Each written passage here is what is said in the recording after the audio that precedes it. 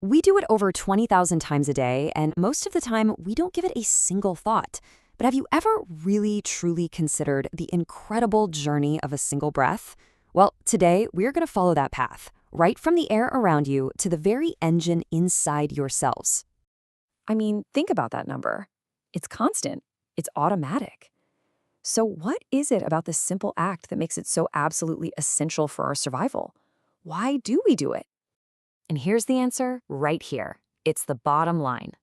Every single one of the trillions of cells that make you, well, it's like a tiny engine. And the oxygen from that breath, that's the high-octane fuel it needs to run. Okay, so let's get into the why a little deeper. Our cells create energy using something called aerobic metabolism, which is really just a fancy way of saying they burn fuel using oxygen. Now, it's a super efficient system, but it's got two non-negotiable rules.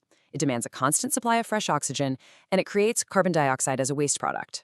That simple exchange, oxygen in, carbon dioxide out, is the entire reason we have this amazing respiratory system in the first place.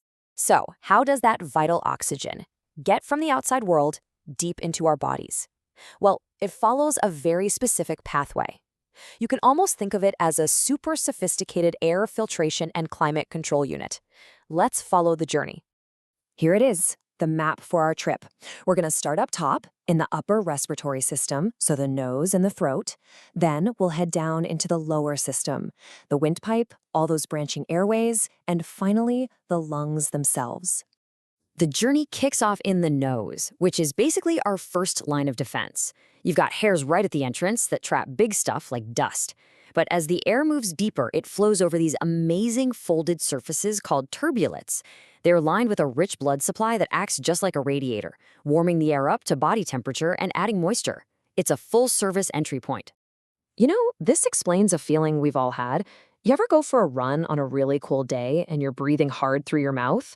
That raw, cold, dry feeling you get in your throat? That's what happens when you bypass this whole built-in climate control system. Your nose is designed specifically to prevent that. Okay, so after the nasal cavity, the air moves into the pharynx, which you probably just call it your throat. Now, this area is a critical intersection. It's a chamber that's shared by both the respiratory and the digestive systems. It's literally the crossroads where air and food meet before they have to go their separate ways. From there, the air's path continues down past the voice box and into the trachea, or what we call the windpipe, and its structure is absolutely key. The trachea is held up by these 15 to 20 tough C-shaped rings of cartilage. Think of them as scaffolding, basically holding the airway permanently open so that it can never collapse on itself. Now we get to the part that really looks like an upside-down tree, the bronchial tree. It's like a branching highway system just for air. The main trachea splits into two primary bronchi, one for each lung, and then those just keep branching and branching into smaller and smaller roadways until you get thousands of these tiny little bronchioles delivering air to every last corner of the lungs. And all that branching brings us to our final destination. We've filtered the air, we've warmed it up, we've delivered it deep inside the lungs. Now, we've arrived at the place where the real magic happens. This is the entire point of the journey, the Great Gas Exchange. At the very end of all those tiny bronchioles, you'll find these delicate little air sacs called alveoli, and the sheer number of them is just staggering. Get this, each lung contains about 150 million of them. This isn't just for show. This massive number is the secret to the whole system's incredible efficiency. So why so many? Well, it's all about creating a massive surface area. If you could somehow take all 300 million of those tiny alveoli and flatten them out, they would cover an area up to 140 square meters. To put that in perspective, that's like having half a tennis court folded up inside your chest, and its only job is gas exchange. Wow. Okay, let's zoom way, way in, because this right here is the critical moment. We're looking at a single alveolus, one of those tiny air sacs pressed right up against a tiny blood vessel, a capillary. The wall between them, which we call the respiratory membrane, is unbelievably thin. We're talking a fraction of a micrometer. This is it. This is the exact point where the outside world meets your bloodstream. So what makes the gases actually cross that membrane? Well, it's all governed by a pretty simple rule of physics called Henry's law. All it really says is that gases always want to move from an area of high pressure to an area of low pressure. And the higher the pressure, the more of that gas will dissolve into a liquid like, say, your blood. The best way to think about this is a can of soda. It's a perfect analogy. Inside that sealed can, the carbon dioxide is under really high pressure, which is what keeps it dissolved in the liquid. But as soon as you pop the top, you release that pressure, and whoosh, the gas rushes out of the liquid as bubbles. Your lungs are working on the exact same principle.